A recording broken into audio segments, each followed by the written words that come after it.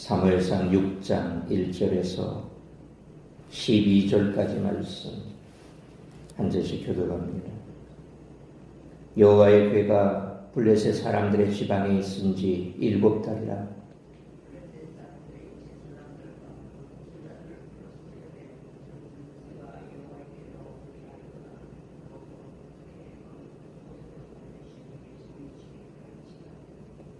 그들이 이르되 이스라엘 신의 궤를 보내려거든 거저 보내지 말고 그에게 속건제를 드려야 할지니라. 그리하면 병도 낫고 그의 손을 너희에게서 옮기지 아니하는 이유도 알리라 하니.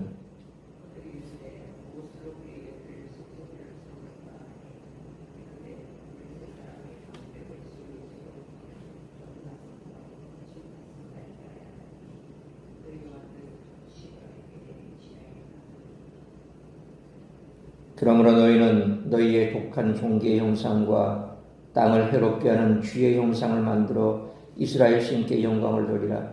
그가 혹 그의 손을 너희와 너희의 신들과 너희 땅에서 가볍게 하실까 하노라.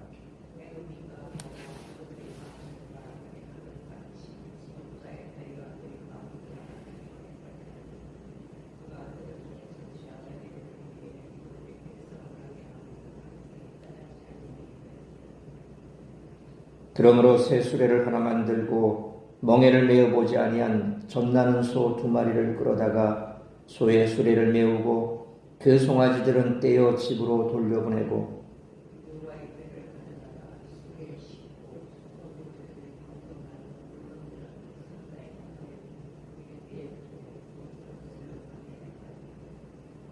보고 있다가 만일 궤가 그 본 지역길로 올라가서 베세메스로 가면 이 큰 재앙은 그가 우리에게 내린 것이요 그렇지 아니하면 우리를 친 것이 그의 손이 아니요 우연히 당한 것인 줄 알리라 하니라.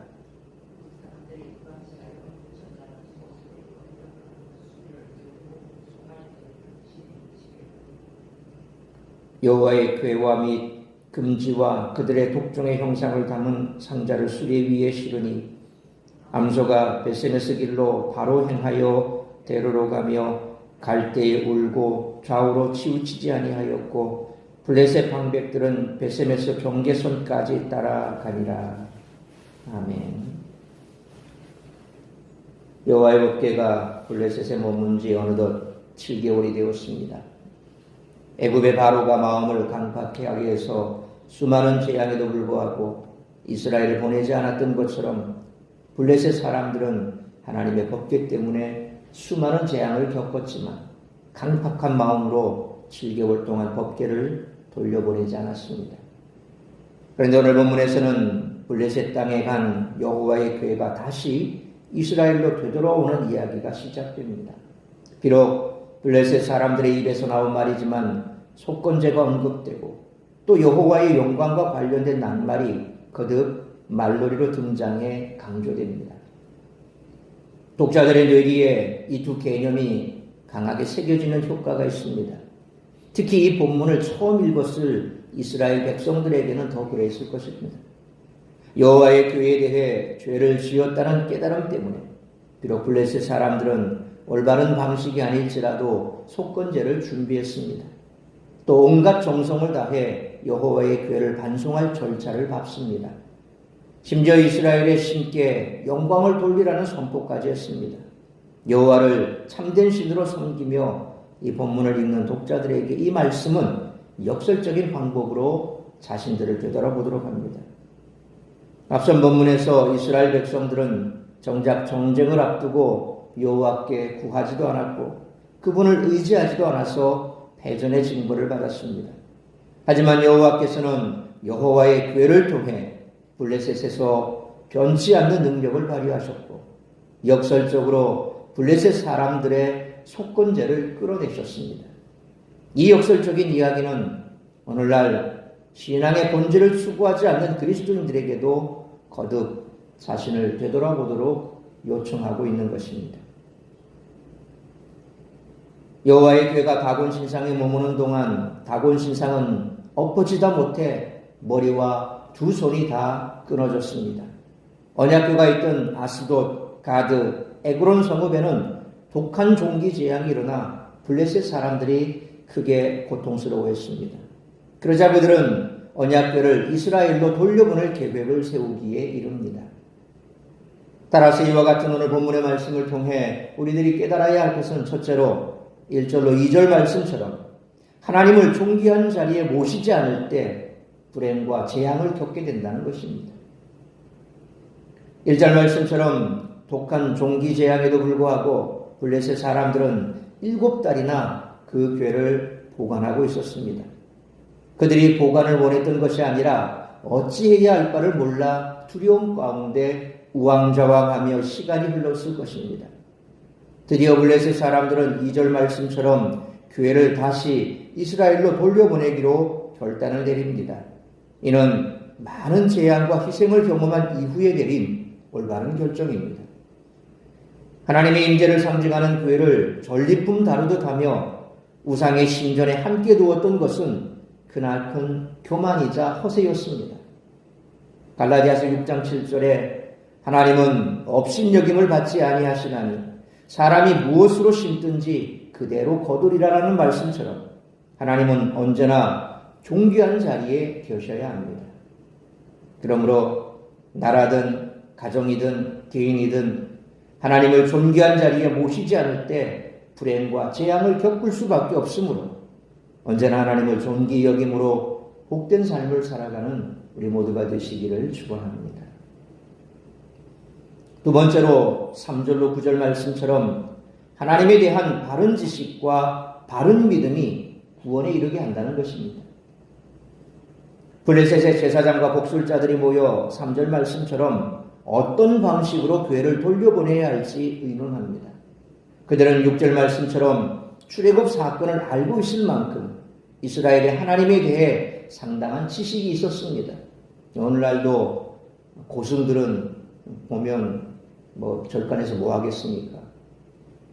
수도하고 수련하고 그러면서 많은 책들이 있는데 주로 보면 타 종교에 대한 것도 참 많이 그들은 연구하는 것 같습니다. 그래서 우리가 잘 아는 성철 스님도 참 대단한 불교계에서도 인정받고 또 존경받는 그런 스님이죠. 그 성철 스님이 소위 불교용어로 입적이라 그러죠. 죽는 겁니다. 우리말로는 소천 그러지만 그들은 입적 그러는데 그가 입적하고 난 이후에 나타난 그 열반종이라고 하는 소위 이 스님이 죽기 전 마지막 이렇게 썼던 그 글 가운데 열반종이라는 그 가운데 보면 성철 스님은 자신의 삶을 그렇게 고백을 했습니다. 내 업고가 수미산에 걸렸으니 이제 나도 지옥 간다. 수많은 중생을 지옥으로 이끌었고 나도 이제 지옥 간다. 이런 말을 썼습니다. 그러니까 이제 그 말이 나왔을 당시 아주 종교계에서는 난리가 났었죠. 특히 불교계에서는 이것을 두고 어떻게 해석해야 될지 아주 고민이 깊었을 겁니다. 왜냐하면 불교계에서는 자신들이 이렇게 사람들을 인도하는 것을 구제라고 생각을 했거든요. 불가로 이렇게 인도해서 그들을 구제한다 생각했는데, 중생을 구제한다 생각했는데, 성철 스님은 지옥으로 이끌었다 그렇게 얘기를 하니까 도대체 어떻게 해석을 해야 되는가? 그래 그들의 제자들은 이제 억지로 이제 이거는 성철 스님이 얼마나 겸손했는가 이런 쪽으로 이제 포커스를 맞춰서 해석을 합니다. 그런데 우리 기독교 측에서는 그렇게 보지 않죠. 분명히 지옥이라는 개념을 썼고 자기 죄가 자기 업보가 자기 죄가 수미산이라는 그 불교에 나오는 아주 최고의 높은 산 거기에 걸릴 만큼 내 죄가 많았다. 그리고 그 죄로 인해서 나는 지옥 간다. 뿐만 아니라 내가 지금까지 수많은 사람들을 지옥으로 이끌었다. 이런 표현을 썼기 때문에 사실상 그 정도 표현을 했다는 것은 그가 기독교 교리에 대해서도 그만큼 뭔가를 많이 알고 있었다라고 그렇게 우리는 해석을 합니다. 그렇죠.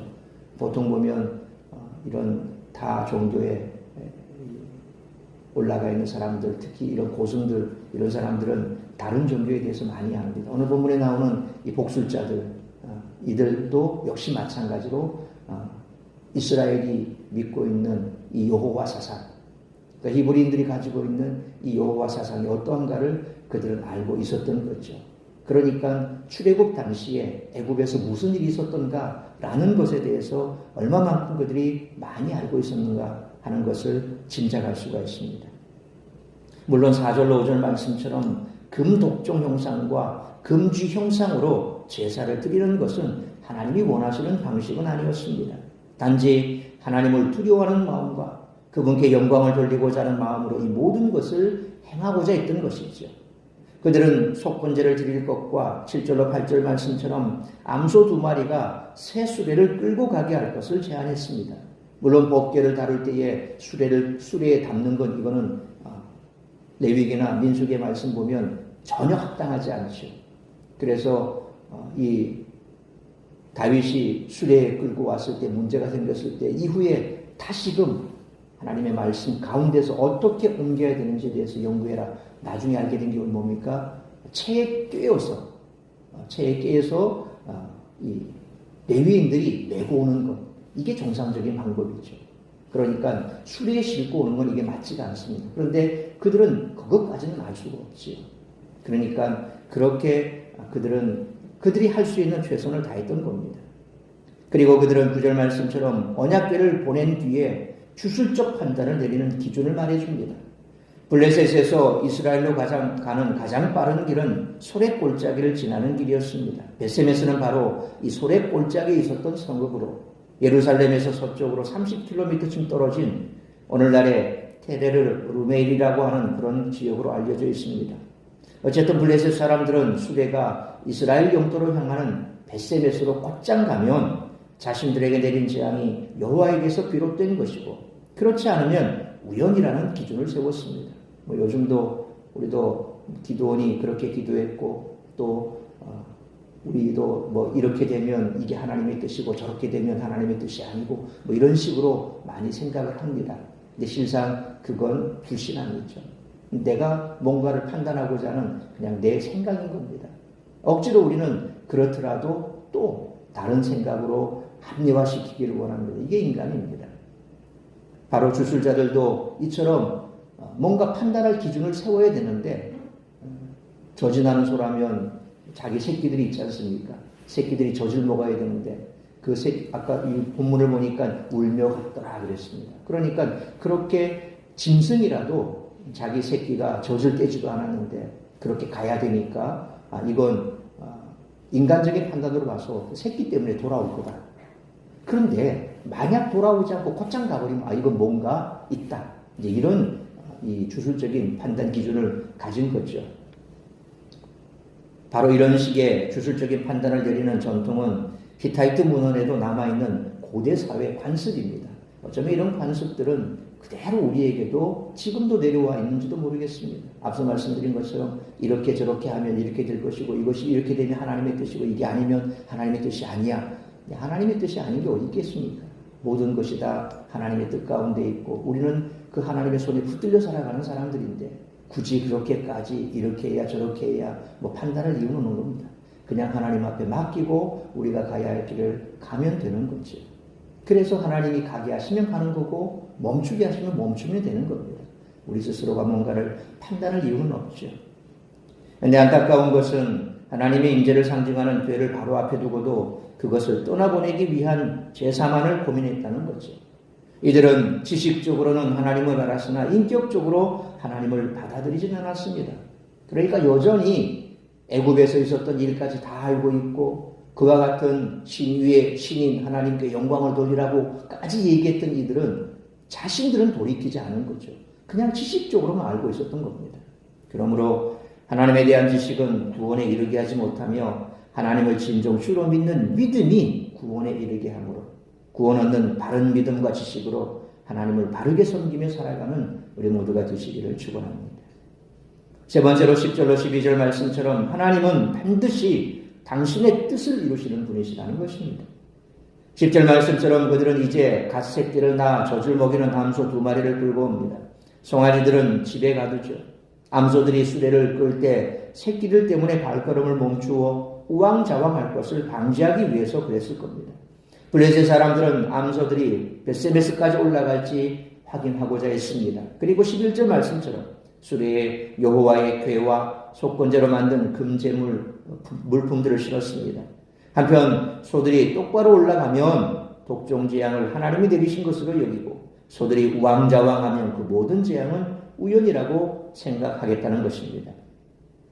과연 이방 복술자다운 미신적 기준이 아닐 수 없습니다. 그들은 끝까지 하나님을 시험하려 하지만 하나님은 12절 말씀처럼 스스로 영광을 취하시며 암소를 벳세메스로 곧장 향하게 하셨습니다. 이처럼 교회가 다시 제자리로 돌아오기까지 하나님은 어떠한 도움도 필요치 않으셨습니다. 하나님은 스스로 영광을 받으셨습니다. 그러므로 하나님은 반드시 당신의 뜻을 이루시는 분이시며 스스로 영광을 받으시는 분이시므로 하나님께 합당한 영광을 올려드려야 할 뿐만 아니라 그 뜻에 순종하며 살아가는 우리 모두가 되시기를 축원합니다. 사랑하는 성도 여러분, 어떠한 경우라도 하나님은 업신여김을 당하지 않는 분이십니다. 하나님을 업신여기는 자는 심은 대로 거두게 될 것입니다. 또한 하나님은 당신의 영광을 영원히 잃지 않으십니다. 사람이 잠시 그 영광을 가린다 할지라도 하나님은 스스로 그 영광을 되찾으십니다. 그러므로 구원 얻는 바른 믿음과 지식으로 하나님을 바르게 섬기고 그 뜻에 순종하며 언제나 하나님을 존귀히 여기고 하나님께 합당한 영광을 올려드림으로 복된 삶을 살아가는 우리 모두가 되시기를 주님의 이름으로 축원합니다. 기도하겠습니다. 걸어가신 아버지 하나님, 은혜와 사랑을 감사합니다. 오늘도 이 새벽을 깨워 말씀으로 예배로 하루를 시작하게 하시니 감사합니다. 오늘도 우리에게 주신 말씀처럼 하나님을 알되 바로 알고 하나님을 믿되 바로 믿고 하나님을 섬기되 바로 섬길 수 있는 구원 얻는 믿음으로 살아가는 우리 모두가 되게 하여 주옵소서. 내 뜻대로 내 생각대로 그렇게 하나님을 판단하고 생각하고 그렇게 해서 우리가 나아간다면 결국 우리의 삶 가운데서 하나님의 인도하심은 전혀 있을 수가 없을 것입니다. 하나님께서 어떠한 분인가를 바로 알고 바로 믿고 바로 섬기고 그런 하나님께 영광 올려드리는 삶을 살아갈 수 있도록 은혜를 베풀어 주시옵소서. 그러기 위해서는 우리가 하나님의 말씀을 늘 묵상하고 그 말씀 가운데 서야 할 줄 믿습니다. 하나님을 하나님으로 말씀하는 것이 바로 성경 말씀입니다. 그러므로 항상 성경의 말씀이 하나님의 말씀이 삶의 기준이 되게 하시고 가라는 곳까지 가게 하시고 멈추라는 곳에 멈출 수 있어 말씀의 인도함을 받는 우리의 삶이 되게 하여 주옵소서. 오늘 이 한날도 하나님께서 우리의 삶을 조명하실 때에 다시 한번 우리가 말씀에서 멀어진 것이 있고 잘못된 우리의 삶의 모양이 있다면 제하게 하여 주옵시고 오늘도 하나님께서 인도하시는 바 나를 통하여 이루고자 하는 하나님의 뜻이 무엇인지 그 뜻을 이루어드리는 복된 한날의 삶이 될 수 있기를 간절히 빌고 소원하오며 이 모든 말씀 우리 주 예수 그리스도의 이름으로 기도하옵나이다. 아멘.